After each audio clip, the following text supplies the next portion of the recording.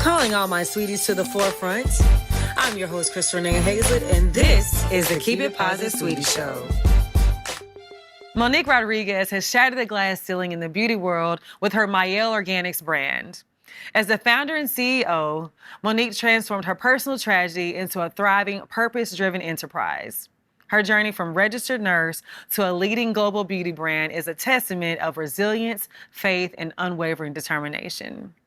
In her new book, The Glory in Your Story, Activating a Fearless Faith to Change Your Life, Your Career, and the World, she shares intimate insights into overcoming adversity and finding purpose through pain. Monique's story is not just about business success. It's about inspiring others to embrace their own narratives and pursue their dreams fearlessly.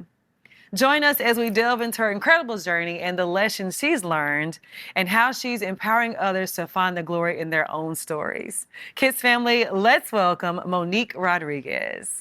Monique, thank you so much for coming today. Thank you for having me. Yes. I'm excited to be here. Me too. We got to hang out for the first time really together for Fashion Week. Yes. You guys, Monique allowed me to come to the Tom Brown show with her.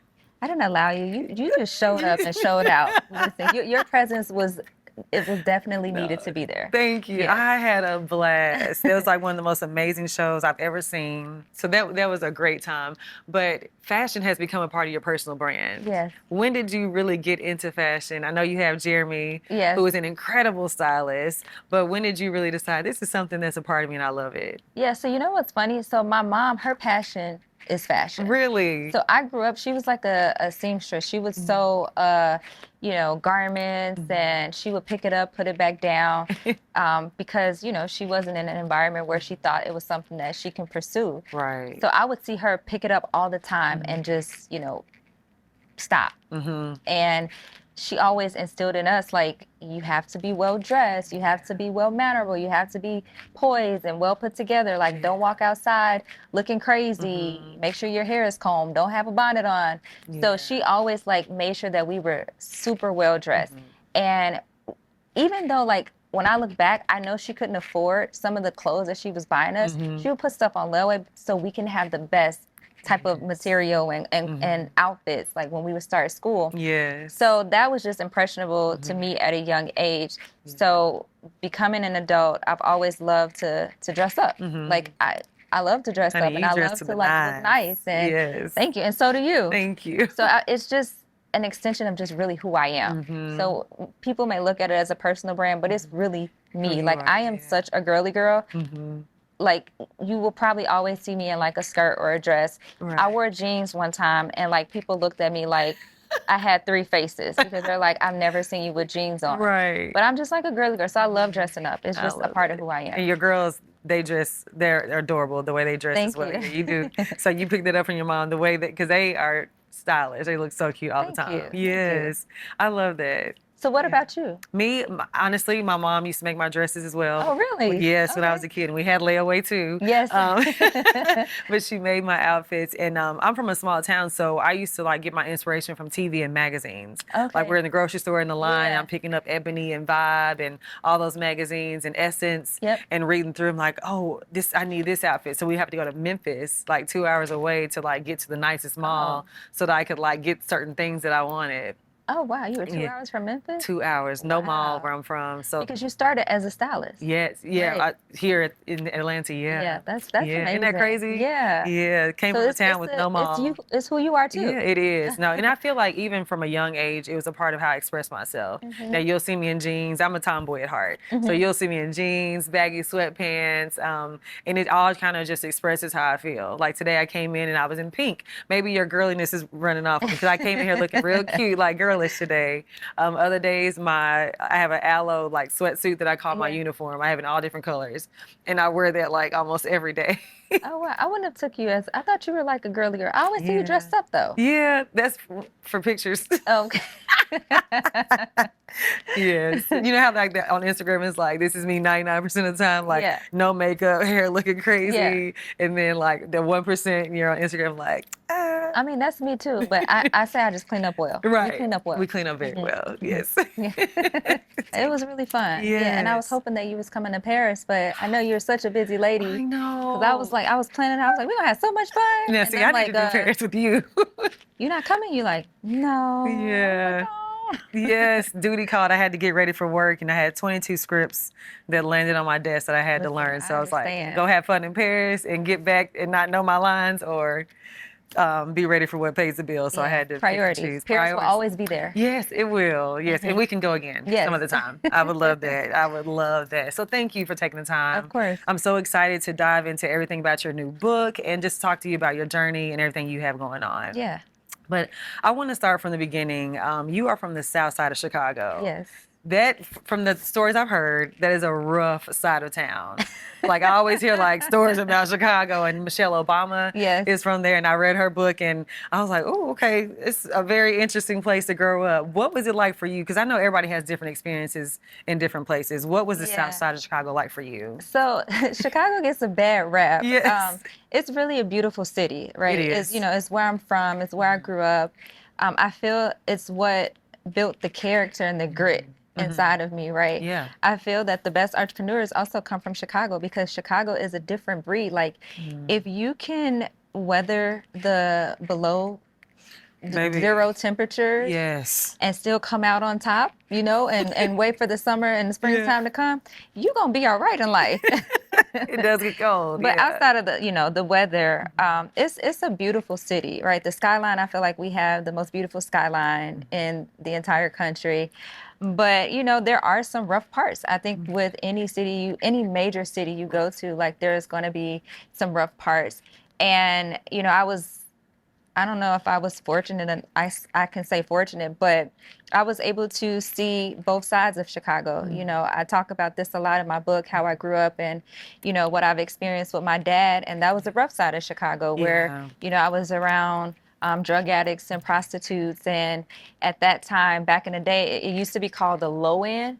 And that's where like the projects were. Yeah. And I was able to see different people from different walks of life. Like, I didn't grow up in the projects, but I was around the projects and down there, because that's where my dad, you know, would purchase his drugs. So I feel like it has taught me to be a well-rounded individual, and to learn how to manage and be in all different rooms and settings and work with all different walks of life, because, you know, that's how I grew up. I know how to be with the best of them, and I know how to be with the lowest of them. So yeah. No, I love that. it's resilience It that is. it taught me. Yeah. I can see that. I can see that, because I love the show The Chi, and I guess that shows like it shows you different sides of Chicago as well. Lena does a really good job of showing you the political side and I guess the higher end of it, and then also the crime and the disparities that go on in that city. But I've always been fascinated with the city and the people that come out of it. So to know that that's where you're from as well, I was like, it makes sense. Yeah, like I know how to pull out Southside Monique. I try to keep her back there. You know, I'm a professional, so. Okay, Southside Monique. What was a moment that you can recall where Southside Monique tried to creep out? Oh, in my professional life? Yeah. You know, it tries, you know, when I face criticism or when I have trolls on social media that feel like they are entitled to say certain things, or, you know, people that may also try me like in the public or during an interview. And I feel that, you know, I can politically correct, check someone, but still remain poised and peaceful about it. That's good. And so I feel that, like, in business, being a professional, like, you have to be able to not go there or not pull out the South Side Monique. You know, she has to stay back there, because I'm also a representative of God's kingdom. Yes, I'm a representative for my kids, and I have to lead by example. But it's tempting, and I think we're all tempted to pull that person out. But it comes with self-discipline, self-awareness, to be like, you know what? I'm going to just pray for you. And do we fall short? Of course, absolutely. Yes. Like, I'm sure you have had instances where you may want to just jap out on somebody on social media. And I have, like, commented back on certain things, and I'll go back and I'm convicted and I'll delete it. Yeah, But yeah, you know, yeah. that I feel like that's the growth in me, you know. Yeah, same. Girl, I'm right there with you. There has definitely been times, even recently, I guess the last big one was last year. I did a podcast when we talk about interviews. Yeah. And sometimes the backlash or the comments that people make. And somebody from church is like, somebody needs to take your phone. Just give somebody your phone, because no. Yeah. Or you like, don't read them. Like, don't even like give your energy to things like that. Yeah. And that's how I also maintain like professional mode. Like I have to choose what I give my energy and what I give peace away to. Like my peace is not worth the negativity and the trolls. It's not. It is not. Let's talk about the glory in your story. I'm often inquisitive about like what makes somebody decide I want to write a book, or it's time to write a book. So what moment were you like, Mo, it's time? Yeah, I feel that. So I've built this company over the past 10 years. It'll be 11 years in May. Wow. And I feel that the success that I have garnered, you know, people tell me all the time, oh, you're a unicorn. It's so rare to see a Black woman have such a successful exit in this space. And I want to normalize that. I don't want to have the conversation or the narrative of like creating more unicorns. I want this to be normal in our community. And I wanted to share the roadmap of what it took to build a successful company, what it took to scale to the level that you know the public sees today, and the trials and the tribulations that you know came with building this company, because I feel that entrepreneurs need to hear this story, right? Anyone needs to hear this story, because there's so many different, you know, facets that can relate to people, right? If you are a career person, this book is definitely for you. If you are someone that's trying to increase your faith walk with God, like this book is for you. If you are going through a loss of a career, a loss of a loved one, a loss of anything that you may be grieving, like this book is for you. So it's many different relatable chapters that I feel relates to anyone.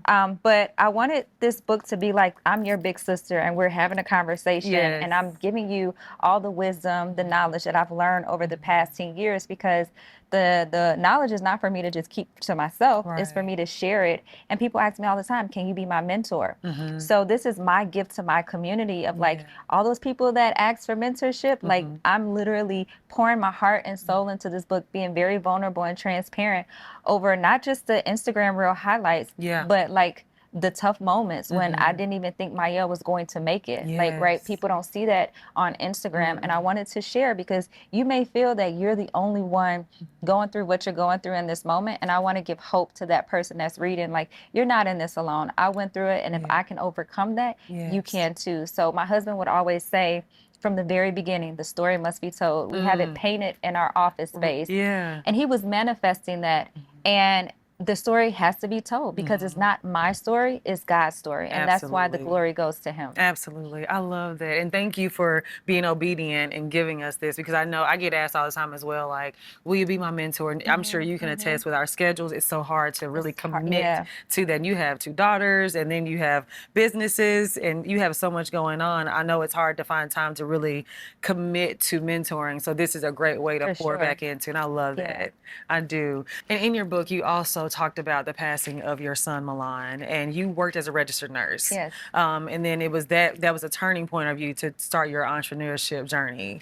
At what point in that were you like, I can't do this anymore? And I also wanted to ask you, and it's a 2-part question, when you saw everything that was happening in that hospital room, as they're calling all the things and you're saying, I know that's not right, this is not what should be happening, at what point were you like, I can't do this anymore, working in the healthcare system with all the disparities for minorities? Yeah, that's true. So I actually started as a labor and delivery nurse. So I worked in the field.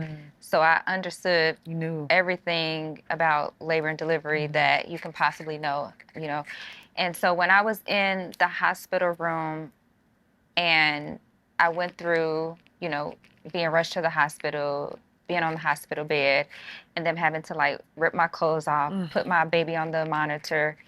And when his heartbeat was down, like I knew if you all don't act quick, like it's not going to be a good outcome.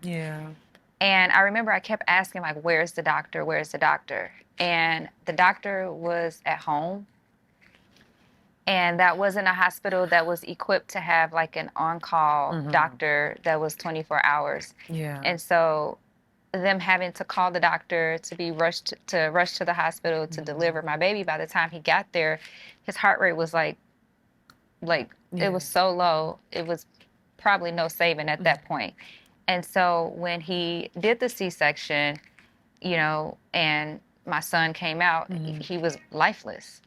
So he didn't get there in time to, you know, cut him out quick enough. And so it was just devastating. And then I remember like waking up and I asked my mom and my family, I'm like, is he pink? Because I was incoherent, like I was drugged up, but I knew to ask, like, was he pink? And then I saw the look on my mom's face, and I knew at that point that, you know, it wasn't right.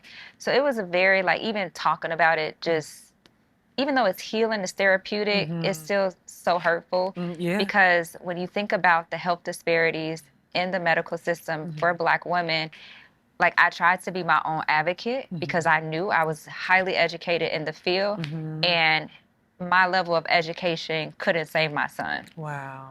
Right. And so I think about the women or the Black people, the Black community in general that go to the hospital and don't have any knowledge of their care or being an advocate for themselves, like how doctors and nurses dismiss their symptoms, dismiss, you know, their care for whatever reason because of the disparities. And something has to give, something has to stop. And I also wanted to be an advocate for that and bring awareness to, you know, our health system, right? And to hopefully educate more Black and brown young adults to go into the medical field and be our advocates, because my doctor at the time was white. He did not look like me. And, you know, it's always woulda, shoulda, coulda. I wish I would have done this. But I had to learn, like, I can't blame myself. But all I can do is be an advocate for, you know, more Black and brown people to step up to go into the medical field so they can be a voice and an advocate and have the empathy and caring and compassion that our community needs, right? Yes. Because, like, even now, my dad, when he goes into the hospital, I have to, like, always step in and advocate for him or ask questions. And by the questions I ask, they're always like, are you a nurse? Or why does it matter? Do you not expect an educated Black person to ask these type of questions? So we have to be our own advocate. And so I hope that people gather that from reading, you know, my traumatic story of having my son. And when I had my son and I had to go back into a career field that, number one, I didn't want to be in the first place. And then number two, I was dealing with the loss of my son and having to now take care of patients. My head wasn't there. I can imagine. My head, like, no. I remember my boss pulling me in and she's like, you're not the same nurse that you were before. And I'm like, well, you think, like, I just lost my son. So I'm not going to be that person. No. So I had to go through this healing journey, and I knew that I did not want to go back into a field where I felt I was doing everything right. I knew everything that I should have known, and something still happened to me. I wanted to just cut ties with the medical realm. People ask me all the time, would you want to go back? Absolutely not. Right, no. Absolutely not. Especially like, now, no. Absolutely not. And, you know, but it paid its contribution to my journey and who I am today. But it's not who I am. And I just had to cut ties with it to avoid being depressed. Yes, that's powerful. I know as a Black woman, just finding the right primary care doctor. I have a Black woman that's my primary care doctor. And then I went and got my first mammogram the other day. I saw that on Instagram. Good. And I was so nervous. I was so nervous because, I don't know, in my mind, I think sometimes I feel like a lot of, because, you know, like some people, the doctors will say, oh, we see cancer, and then you'll go get a second opinion and like there's nothing there. So I'm always like worried about, are they going to tell me the right thing, or it's like what's going to happen? Because I was having like this pain like right here, and of course you get on Google and start Googling, it's like Google is your enemy. Right. It's like, you're dying. I was like, oh gosh. And so you're automatically like going in kind of preparing for the worst but hoping for the best. But understanding that I want to look across that room and see someone that looks like me or reflects Yeah. me. And that's so important, which is why I love my primary care doctor, because she is a Black woman and she gives it. I'm talking about, I can call her anytime.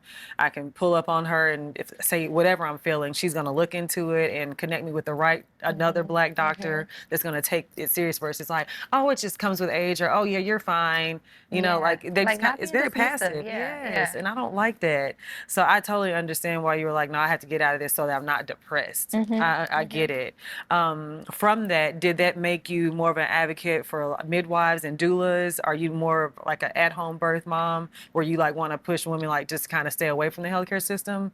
How you feel No, about I that? wouldn't push women to stay away from the healthcare system. I still think that it's needed, but I think that as women, we should just educate ourselves on speaking up, educating ourselves on basically what you just said, like having a Black doctor, or if your doctor's not Black, maybe a minority doctor, but having someone that hears your concerns, that listens to your concerns, and does not just blow you off. If you have a doctor that comes in the room and they just want to like do a quick assessment, write you a quick prescription, I stay away from doctors that's quick with the pen and write a prescription without trying to understand and walk through like the assessment skills that they teach you in school of what is wrong. And then once they identify what is wrong, what is causing that, are there natural things that you can do to reverse whatever it is? Like, don't be so quick to just put me on medication. So I just like a doctor to be very thorough and to listen to me as a patient. And I just encourage, you know, our community to just find those type of doctors, because at the end of the day, we still do need, you know, doctors. For sure. If you are a C-section candidate, you can't have a home birth. You need to go into the hospital. So in some ways you can't avoid it, but just make sure you have the right team around you that listens to you. And if they're not listening to you, just make sure that you're advocating, you speak up for yourself. I love that. That's so good. So this caused a pivot for you to go into entrepreneurship. What was like the first thing that you tried? Because I know you've done a few things. What was one of the first things that you tried to do on your own outside of being a nurse? So Mielle was the first thing outside of being a nurse. So once I left my nursing career and I started Mielle, but during my nursing career is when I did try to like branch off and start getting into like different business ventures, such as multi-level marketing. So I did like Avon, Mary Kay, and I talk about all of the direct sale business ventures that I tried to like go off into, because I've always wanted to be an entrepreneur. So I've always had that bug and that desire, and it always pulls on you and keeps nagging. It does. Until you like fulfill that burning desire that you have. And I just felt that, you know, God was just redirecting me and rerouting me, because I did not go the path of entrepreneurship because I didn't see it growing up. You can't be what you don't see. That's so true. So I didn't see Black women that were like running and operating beauty businesses or any business for that matter. I saw women that were on magazine covers or on the relaxer kit. So that was my aspiration. I thought that was the only route that I could take to be into this beauty world. And I felt that God put this vision in me. He put this passion, this purpose, but I kept running from it because of fear, because of doubt, and not believing in myself, and not thinking that I can achieve it because I don't have a business degree, didn't have any business experience. So, you know, the enemy gets into your head and says like, oh, you can't do this. How dare you? You have the audacity to dream this, and you have the audacity to think that you can do it. Well, I'm going to remind you that you can't do that because if you don't have the education, or you don't have X, Y, and Z, like that enemy can be like something strong. Very much. And I had to learn how to silence the noise, silence the distractions. And when you go through such a tragic loss like what I went through, for me, it was like, what are my chances? Like, at this point, I don't care what people think. I don't care, you know, about this career anymore. Like, my mind frame was like, what's the worst that can happen? Because the worst has already happened. Monique, so it just gave me another level of grit and tenacity that I didn't know that I had. And I decided to just follow God's calling and be obedient to what he had been calling me to do for years, and decided to not feed into the fears, but to feed the faith and just to trust. And that's how Mielle was started. I love that. What made you want to go into hair care? Like, what was the spark for that? So Besides your beautiful hair. thank you. So I've always loved hair, and I've always been obsessed with making sure that my hair was always maintained and always presentable. Like I told you, I wanted to be the little girl on the Just For Me kick. That was my aspiration. Like I used to ask my mom to drive me to model calls. Every time they did a model call for a hair company, I'm like, I'm signing up. I want to be there. Yeah. And she would take me, and she got to the point, she's like, girl, they not picking you. And this is not something stable. This like this is cute, but I need to teach you how to like find something stable, and you know, because one day you're gonna grow up, and I'm not gonna be paying for you for the rest of your life. You're gonna have to find your own job. So she encouraged me to be a nurse, right? She didn't nourish the passion that I had to like pursue beauty, and no fault to her, but she didn't see it. You know, she came from a environment. She was raised of survival, so she was taught to only survive. So when you are coming from a survival mentality, you're not encouraged to dream big. And so she instilled that in me. And so even though I was always a dreamer, but that's the thing, like sometimes people around you that have good intentions and they mean well, but sometimes their advice and their wisdom, it's coming from a place of fear. It is. Because they didn't see it for themselves, so why would they see it for you? Right. Right. So she didn't see that in my future. And so I just put my dreams to the wayside of being in this space. And once I went through the loss of my son, it just circled me back. And it was like a full circle moment. God was just redirecting me back to that childhood Monique. And I feel like Mielle has healed a lot of that childhood dream that I had, you know, growing up. I mean, not healed, but fulfilled a lot of the childhood dream that I had growing up, right? It just made a full circle 360. Like, God's like, I'm gonna run that back. Yes. So you can know what's in front of your face. Yes. You tapped on something about how dare you dream this big. I was reading a book called The Prayer Circle, where you like basically kind of build your own Jericho wall. How they go around the wall until it comes down and it comes true. And in the book, he said something about a lot of times when you like your faith is too small or you don't believe big, it's an insult to God. Absolutely. Yeah. So that when you said that, it reminded me of that. I was like, it is. It's an insult to God. Like, how dare you not dream that big? Yeah. You know. And I always say too, what's another insult to God is that when you don't fulfill your dream, God has attached so many people to your dream. Monique. And when you don't fulfill your dream, you're disappointing the people who he's assigned to your gift and your calling, and you're not being obedient to him, and you're insulting him because you're not being obedient to the gifts and the talents and the purpose that he has put you on this earth to accomplish. Yes. And you're holding everybody else up. Like sometimes it's you that's holding everybody else up. Yes. I think crazy. About like we have over 300 employees. And some of the employees that we employ probably would have never been able to have the position that they had at Mielle because of credentials. We always believe in giving people an opportunity, a chance. We put people in, sometimes we put people in positions that were probably too high for them, but you know, we wanted to provide opportunity. So we've been able to give opportunity to so many people and experience to so many people and exposure that they may not have had if I didn't follow my dream. Yes, that's so true. In your book, you had a chapter called Finding Your Person. And you and your husband, Melvin, were high school sweethearts. Yes. That's crazy. I only know one other, well, I know a few people, but I know Deval and Kadeem were like, they met in high school and are still together to this day. But you don't hear of that happening a lot. At what point did you know, like in high school, did you know then, or y'all were just like boyfriend and girlfriend, did you see it then, like this is the person I'm going to be with for the rest of my life? So when I was in high school, I always saw something in him. Like he had great qualities, great characteristics. And I saw myself like having kids with him and like having a life with him, even at a young age. You know, I just didn't know like how it would all like come together. But he was just different from other guys in the neighborhood where we grew up, and I know that I was also different for him. And so I always joke with him like, you got lucky because you got a rare one, okay? You don't find them like, they don't make them like me anymore.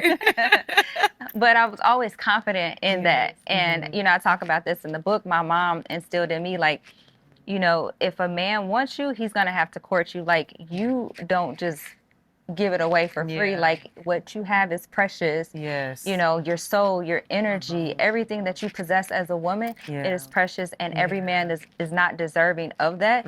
So you got to make him work. That's true. And I did that, and you know, we had some rocky moments, you know, in the very beginning, but all in all, like, he knew that if he wanted to be with me, he was gonna have to put in the work. Yes, I know that's right. I love that. You are really big on your faith, and so is he. How has faith played a role into where you guys are and your business partners? Y'all do everything together from what I see. Yeah. How has that played a role, even when you said it was rocky at certain points? Like, how did that faith play a role through your relationship? Yeah, faith is holding on to things that we hope for that we can't see. And faith is everything. It's like our anchor. Yeah. Faith is what keeps us grounded. Because when you enter into uncharted territory, it can be very intimidating. Like, you don't know what's going to happen. You're walking into the unknown, and you have to trust and have faith in God that if he gave me this vision, that he's going to equip me with everything I need to be successful in my calling. And it's not for me to figure out how all the pieces are going to come together just yet. It's for me to take a little step, watch God do his work, right? Because that's how he works. Like, you take that step, he'll open up some doors, he'll reveal to you his power, and then you're like, oh, okay, God, let me take another step, right? And then he'll open up some more doors, he'll reveal his power, and that is literally a faith walk. Like, you're just climbing some stairs, and we don't climb stairs to go from the bottom of the staircase to the top of the staircase. They're just very small steps that we have to take to get to the ultimate top, right? Right. And that's how I look at my faith journey.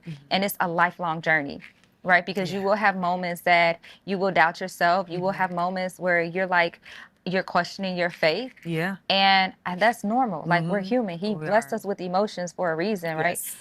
But when we do have moments of when we feel down and despair, like, that's when we have to lean on him even more for his strength. Like, he doesn't want us to run away from him. And even if you have ran away from God, like, he's still always right there waiting for us to just come back to him. Always. And you have to trust that. And the only way that you can trust that and have a true relationship with God is by knowing his word. Right. If we want to have a relationship together as friends, we have to get to know each other. God is no different. God's saying, like, I want you to have a relationship with me, but in order for us to have this relationship, you have to know my word, because my word speaks to my character. It does. Right, and my promises. And once we know his character and his promises, we can stand on that. And his word does not lie. And I'm a living, willing testimony that what God says in his word will come to pass, right? And we can hold God accountable to his word.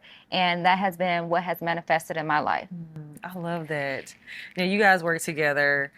I know for me, like, I like my space. So I like to, like, be able to go. But y'all, I feel like you guys, was there any moments as you're building this huge brand that it is today where y'all were, like, bumping heads, or was it always just like, no, we're on the same page, it's smooth? Oh, absolutely not. No.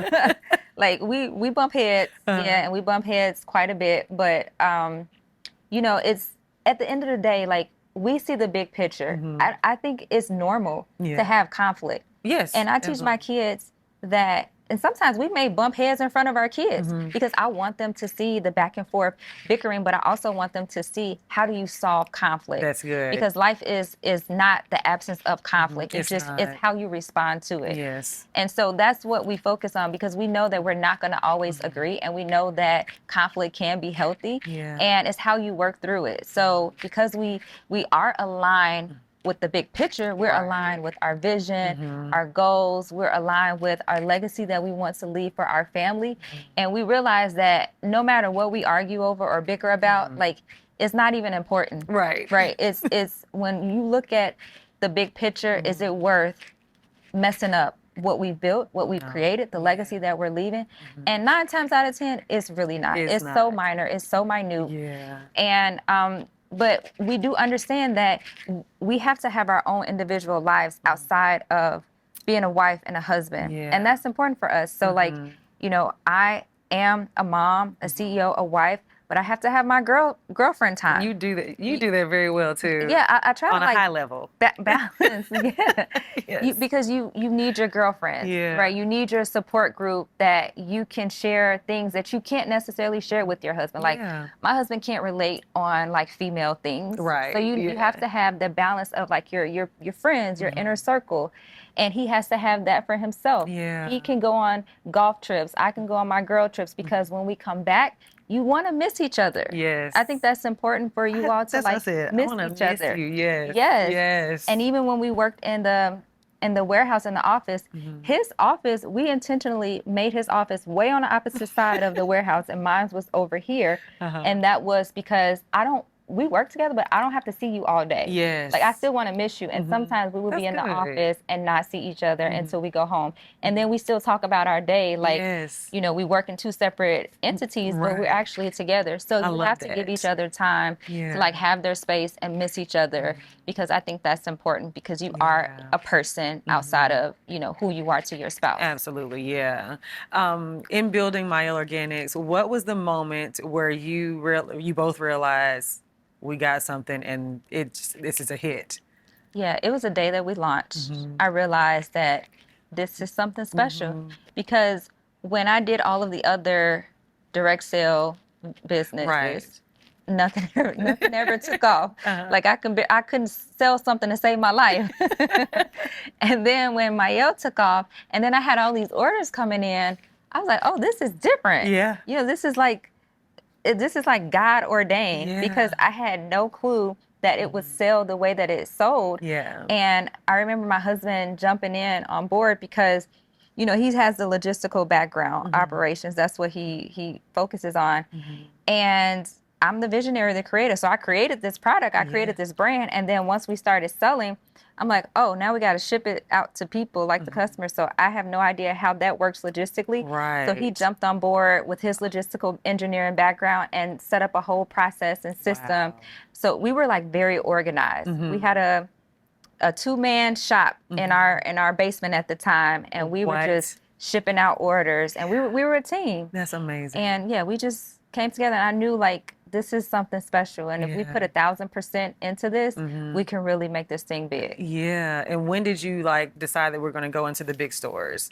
Like, what was that moment? So That you couldn't handle it from the basement anymore? yeah, so we went from our basement to the garage. So we had a 3-car garage. I remember the garage. Yes. I think I remember like y'all posting that. Yes. Yes. Yep. Yes. And so we had a time clock in the garage.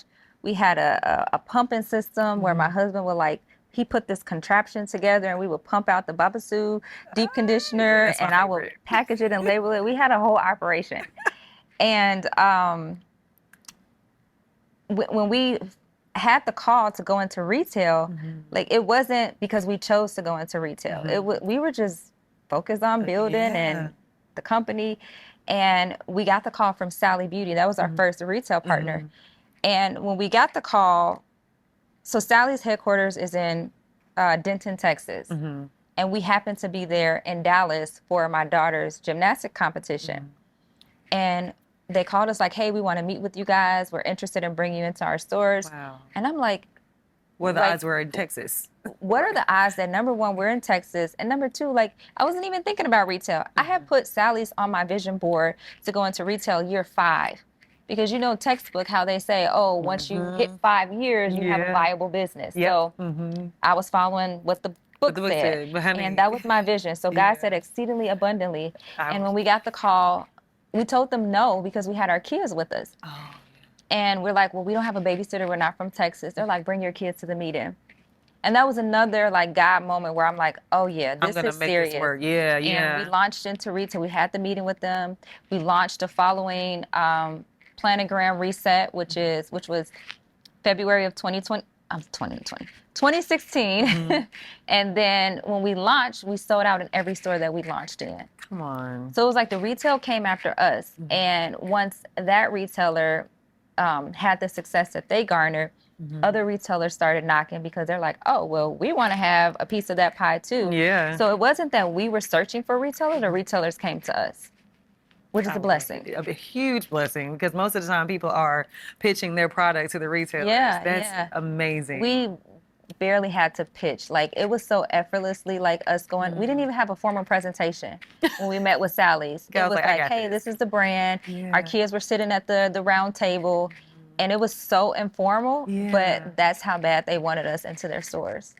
Wow, that is incredible. Yeah. So you're on this journey of just the rise of Mielle Organics.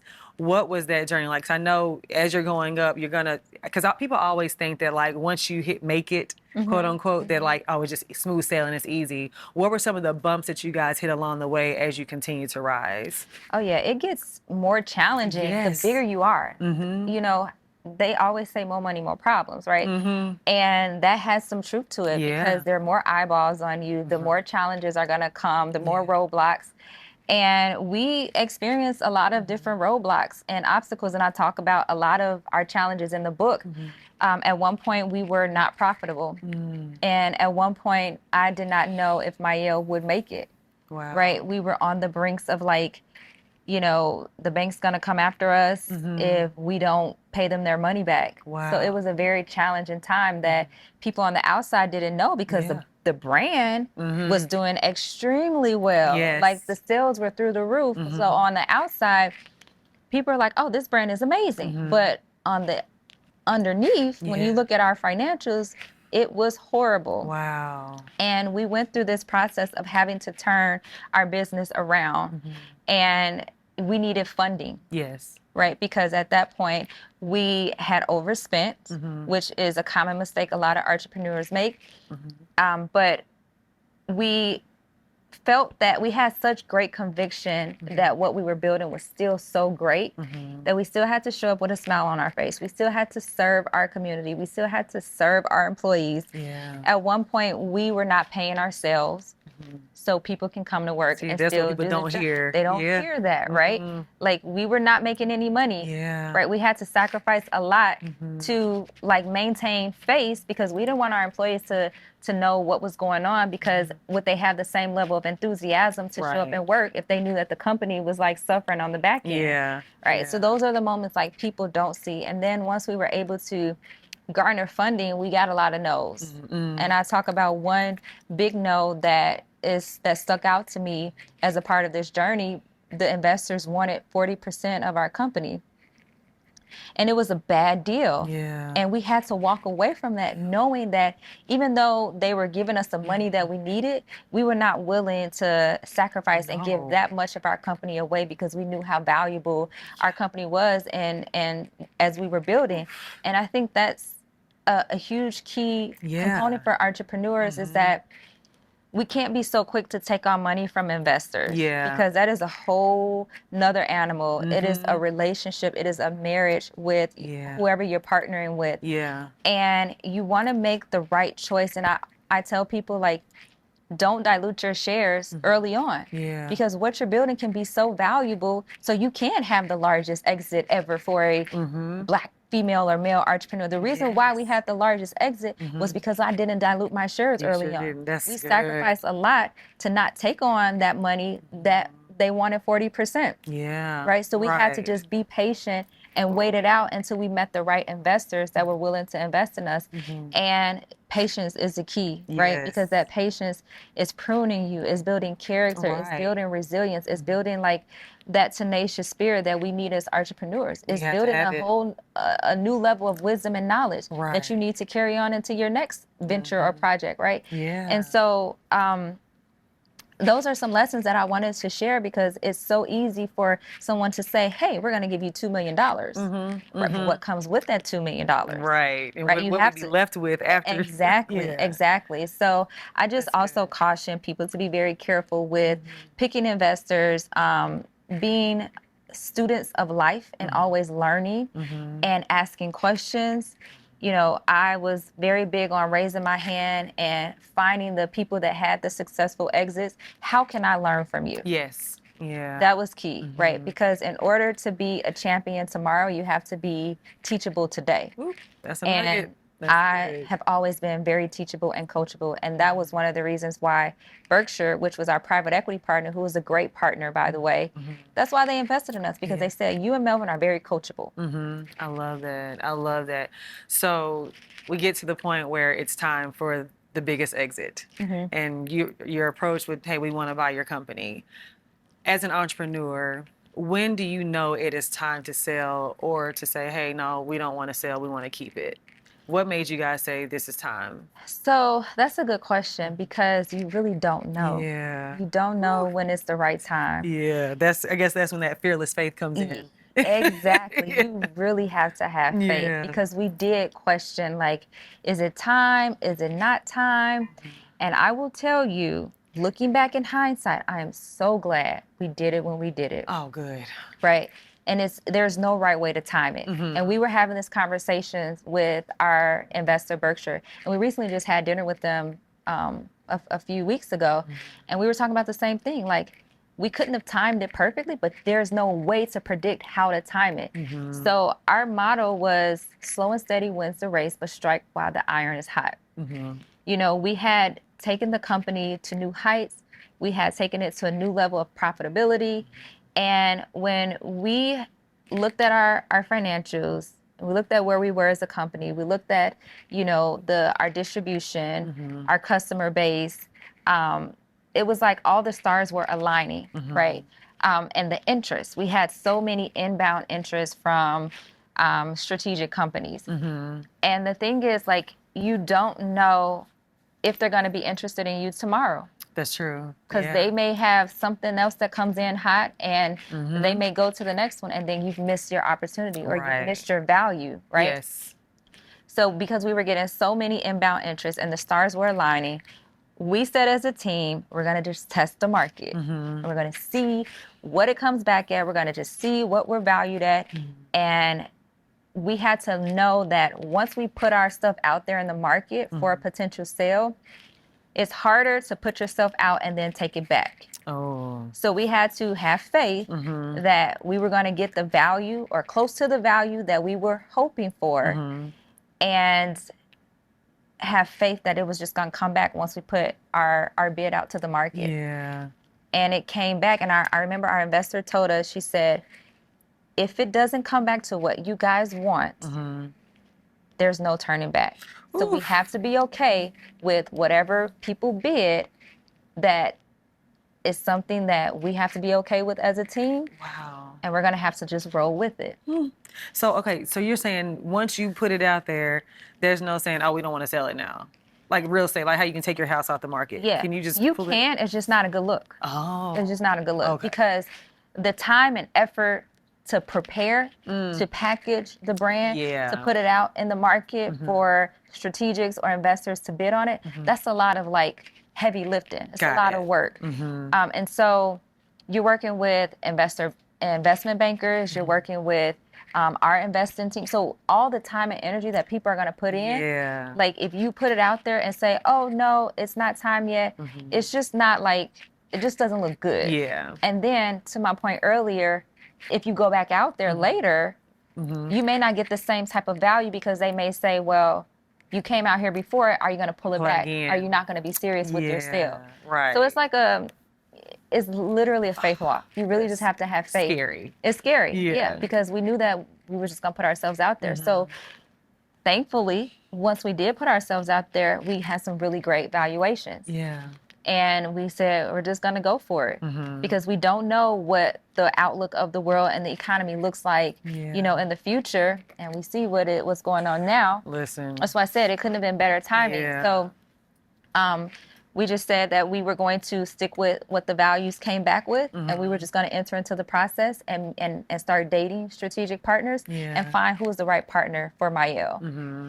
And then you ended up with, is it Procter & Gamble? Procter & Gamble, yes. Which is a very world-renowned company in the beauty space. Or they do so many different things. But so all your faithful buyers and customers here that you sold to Procter & Gamble, which is what is business. Yeah. You know, it's business.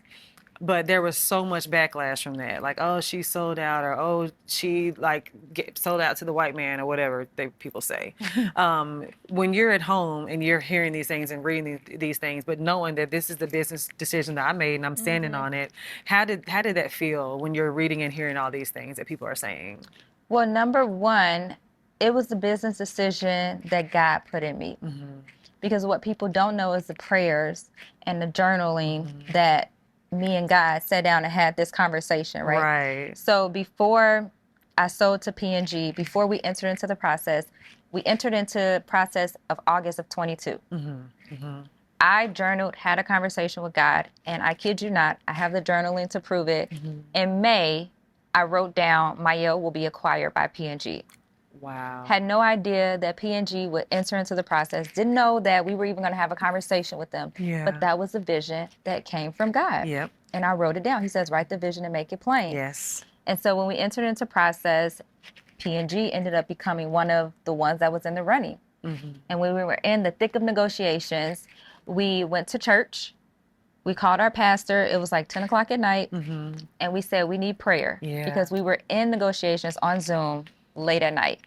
And we asked him, can we have a breather? Can we take a break? We went to our church, had our pastor pray. And our pastor said, it's something about P&G that's jumping out in my spirit. Wow. So this was confirmation from my pastor. Mind you, I forgot that I wrote that down. Oh, Okay? that's crazy. So I forgot I wrote it down. Confirmation from my pastor. We come back, get back on a Zoom. We make the decision. We're going to go with P&G. Yeah. Right? We do all the documents. We close. I go back into my closet because that's where I journal. And I'm flicking through my journal pages because I'm getting ready to write down this process of what happened, right? I'm flicking through my journal pages and my thumb lands on the journal entry that I made in May saying that Mielle will be acquired by P&G. When I tell you the chills that I received because I'm like, God has confirmed his word. I am going in the right direction. He is ordering my steps. I had to run. I get chills talking about this. I had to run and find Melvin. I don't know where he was at. I was like, Melvin, look at what I wrote down. And mind you, this wasn't the first time that I wrote something down that I prayed over and God answered my prayers. Yeah. And I said, look what I wrote down. And he was just like, wow. Wow. He's like, wow. Yeah. Right? So when you talk about the critics, I'm saying all that to say is when people criticize me for the decisions that I'm making, it's really not my decisions. These are decisions that I prayed over that God has revealed to me. Yes. So when you are criticizing me, you are ultimately criticizing the one who put me on this earth to accomplish the purpose and calling that he has placed on my life. And no one knows the conversations that me and him have. And that's why you can't share your dreams and your visions with everyone else because it's not for everyone else to know what you and God talked about. Yes. So I can sleep well at night, right? Because I know that I operate with integrity. Absolutely. I know I operate with the utmost respect and confidence and servantry for my community and my people. And I know that I've done what I'm supposed to do, right? So the criticism does not bother me. I've been through worse. Yeah. And I pray for them because I know that it's internal projection of their own insecurities and their lack of courage to walk in my shoes and to do what I'm doing. Yeah. Or they don't have the courage or belief system to even think that they can accomplish what I have accomplished. Yes. And they can. If they take the same energy from criticizing people and turn it into something positive, right? That's really what it is because use that energy. I've never went on something on social media to criticize them. Same. I may have thought it, right? I think we all think something, right? But I'm not going to actually verbalize it and say it because I don't have the time or energy and I don't want to block my blessings by doing that. No. So I just, I take it with a grain of salt. I embrace it because they push me to go harder and to keep showing up. And I feel that, it's also a testament that, God is reminding everyone that sees anyone that's facing adversity to stay steadfast in the moment of adversity. Because the grace and the poise that you carry and possess while you're facing adversity is inspiring someone else that's watching you. Yes. So I focus on the people that support me, not the ones that don't. Right. I love that. That is so good. It's crazy because when you are building and grinding, everybody's cheering you on. But as soon as you become the one, that's when all the haters and naysayers just, I'm literally come out the woodworks like little cockroaches. Yes. Like they just. That's exactly like Pastor Jamal Bryant said, when the lights turn on, all the cockroaches come out, right? Yes. Literally. There was a big viral moment where people were coming out saying that they were losing their hair from using one of your products. And I'm going to say, I got a head full of hair and I've been using your products for years. Same. And they ain't none of it. Yes. Like besides the hair that falls out on a day-to-day basis, just naturally, Yeah. And I was just like, I cannot believe that like somebody is going to these lengths, to try to take down another Black woman. And it was just so disheartening. And I can only imagine, and I would like for you to share like in those moments in your closet, because I see you in your prayer closet praying with other women. What were those conversations like with God when you saw somebody really trying to attack your brand? This is like your baby, Yeah. Well, those conversations with God was, I know that you're not gonna let what you have built, no man can take that Come down. on. Right. So I had to That stand gave me on that chills. truth Yeah. because this is just one person, one troll that decided to be negative. And she can't stop the favor of God. No. Right. She can't stop what God has blessed and ordained. No man can take that away. And the sad thing about it is that truth, it conflicts with like lies to the point where lies can be perceived as truth. And I feel that because Mielle is such a great brand, and when people can't find anything negative about the brand or about myself, they make things up. Yep. And I know that it comes with the territory. The bigger you are, and the crazy thing is, mostly all the big brands have been attacked in that same way. So I really knew that my time was coming. Right. You're like, wait for it. Yeah. Seriously. And it's sad, but it happens with every big brand. Yeah. So it was confirmation that, wow, I actually have done something really great. Yes. That people want to take the time out of their day to try to tear me down and nitpick about every single thing. Yeah. And the people that already have it made up in their mind that they want to misunderstand you, there's nothing you can do or say to try to prove them wrong. So I'm the type of person, I am not afraid. I will address it head on, but I'm only going to do it one time. Yep. And I'm going to address it because of the people that do support, that do use the products, just to reassure them that the formulas haven't changed. The products are still the same. Yeah. You can still use the products. They're safe and effective to use. They're still the same products that we had before the acquisition. Nothing has changed. Look at the labels. And that's what was so like baffling about it, is because like people, if you actually read the labels, you will see that the formula is still the same in 2020 versus today. So it's the fact that like people didn't even take the time to like educate themselves. They just want to run with the false narrative because it's like, I knew it couldn't be that good. It's too good to be true. So let me try to like create this false narrative because this is just too good, right? And if you just take the time to like educate yourself, and I try to educate the community, and I feel that the people that want to be educated, they hear you. They will hear me. Absolutely. Because ignorance is a choice. We live in an era of so much access to information. And if you choose to still be ignorant when you have the information being presented in front of you, then you're choosing to be ignorant. And that is quite all right. You can stay right where you're at. Yes. But me over here, I'm going to keep moving. I'm going to keep elevating. Yes. So you just got to like do what you can, but focus on what's important and not the naysayers. I will. And I will say that you handle it with such grace. Because I can imagine like being in the position you are and working as hard as you have to get to where you are and then be hit with something like that. And I was like, my girl is handling this thing. Yeah. I mean, so it's hurtful. classy. I'm not going to lie and say that it's hurtful because it's something I built. Right. That's exactly. Yeah. But it's like, at the end of the day, my confidence is in God. So I have to stand on his word. I have to lean on my faith. Again, that's where my faith comes in. He keeps me grounded. And I do know that this social media world, people will find a topic, they'll jump on it, be real loud about it, and then they'll move on to something else. Yeah, and they're definitely on to something else now. Yeah, that is so true.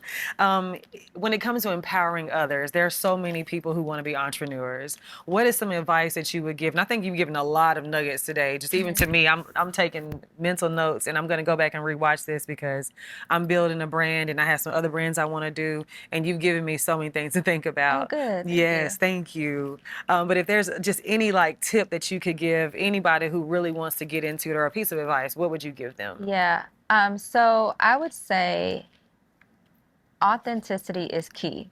Like no one can beat you at being you. And I think that you do a really great job of just being yourself. Thank I you. do know that's why what you're doing, your brand, when you do eventually start something, whatever brand you want to venture off into, it's going to go well because people are attracted to your authenticity. Thank you. And people don't want to do business with who they feel is fake or it's a facade or a perception. They really want to connect with you as a person, right? They want to do business with who they feel like they know, who they like, and who they trust. It is a relationship. It's not a transaction. Yes. Even though we look at it as a sale is a product is purchased, a sale comes in, we get money in exchange for that. That's the transaction. But I really focus on like, how do I build relationships with my customers? How do I date my customers, because I want my customers to feel connected and engaged, because especially in the beauty space with hair care, it's such an emotional connection. And what we put on our hair, I feel like it's absorbing our spirit and our energy. And I always want to put out good vibes and good energy as I'm building and meeting people from all across the country to let them know, like, you can trust me with the products that are being produced with your hair. Yes. You can trust that if something is wrong, that I'm going to be an advocate to try to fix it and make it better to perform, because I'm using the products too. My kids are using the products. Yes. So I'm not going to put anything out there that is not healthy or that's causing issues. You know, I'm going to do my due diligence and do all the proper testing and make sure that it is a great product before I put my name on it. Right. And so you have to, like, be able to build that trust with people. But the only way you can do that is by being your authentic self and dating and building relationships with your clients. I love that. I love that. Leaving a legacy behind. You spoke about you're building a legacy. What is the thing that you want to leave behind when it's all said and done?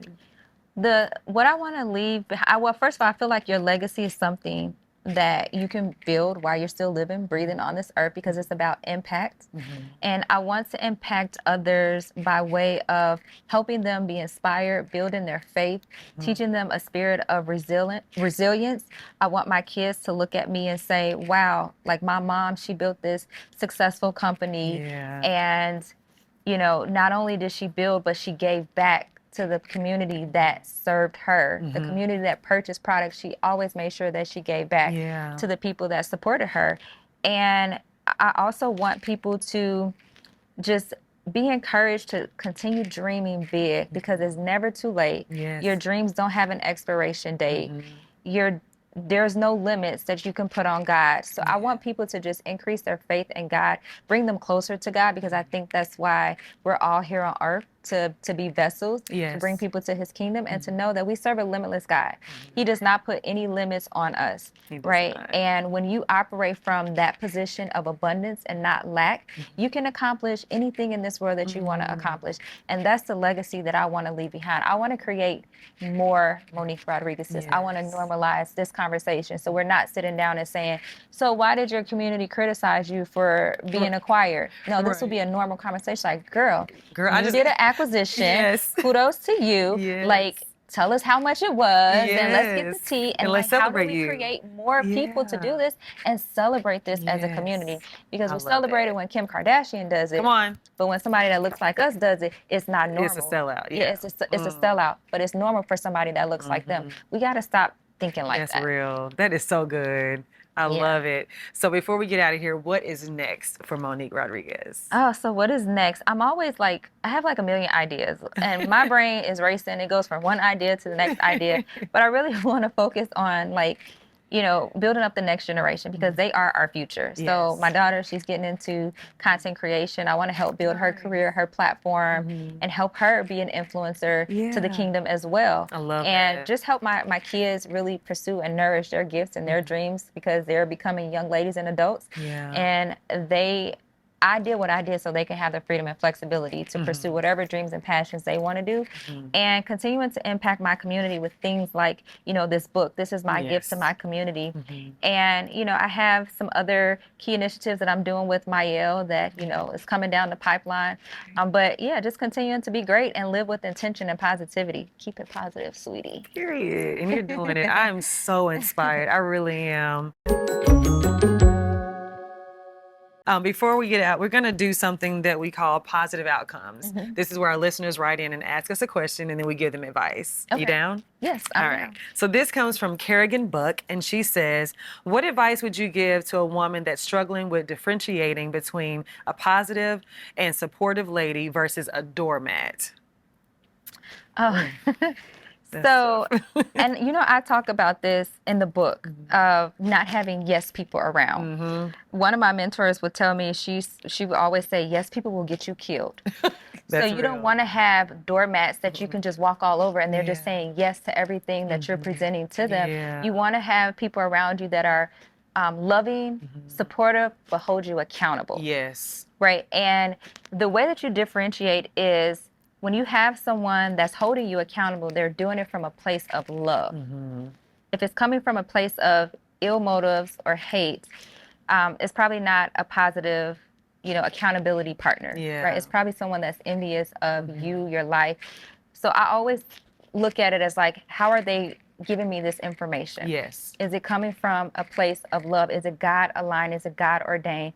And if you're unsure, also go to mentors that I feel are spiritual mentors. Yeah. Right? I have a lot of spiritual mentors in my life. I have a lot of believers in my life that will give me sound advice from a biblical perspective.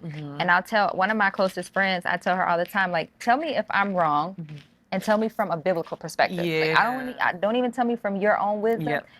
Pray. We're going to pray first. I want you to get a download from God, and I want you to give me advice from that. Yeah. So you have to be real with yourself, too, and ask how you're asking for advice from the people that are around you. And if you're asking in a way where they become a doormat and they're just telling you what you want to hear versus what you really need to hear, and that's the truth. I love that. The truth will set you free, and you will be much more, you will just garner much more wisdom, and you'll be on a better trajectory if people sit you down and tell you the truth with love. No, for sure. I love that. And Kerrigan, I would add to that, a lot of times when you're trying to make sure you're not being too supportive or being on the borderline of being a doormat, I would also say set healthy boundaries. Yeah. A lot of times we lack boundaries where we do become, if you're on the opposite side of that, where you're the one that's being taken advantage of and being the doormat because you're always, yes, whatever you need, I got you. Yeah. And then it comes to the point where, wait, are they taking advantage of me? That's when I feel like you also have to set healthy boundaries.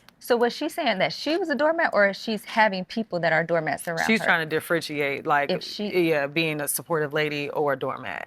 Oh, okay. I think I answered the question wrong, though. But that was a good similar, perspective. Because what you said is like a great perspective on it. Yeah.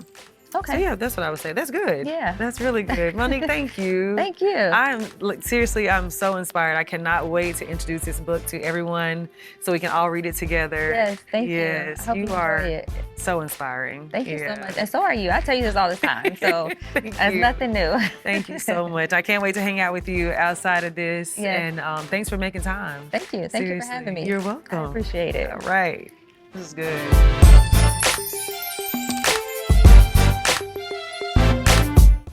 All right, guys, so today I'm wearing a cream, brown, and yellow sleeveless dress by PH5. I absolutely love this brand. It is very comfy. I love the detail of the bottom of the dress. They always have these cool designs with all their pieces. My shoes are Bottega Veneta. My earrings are by Cult Gaia. My signature Kips necklace, all the things.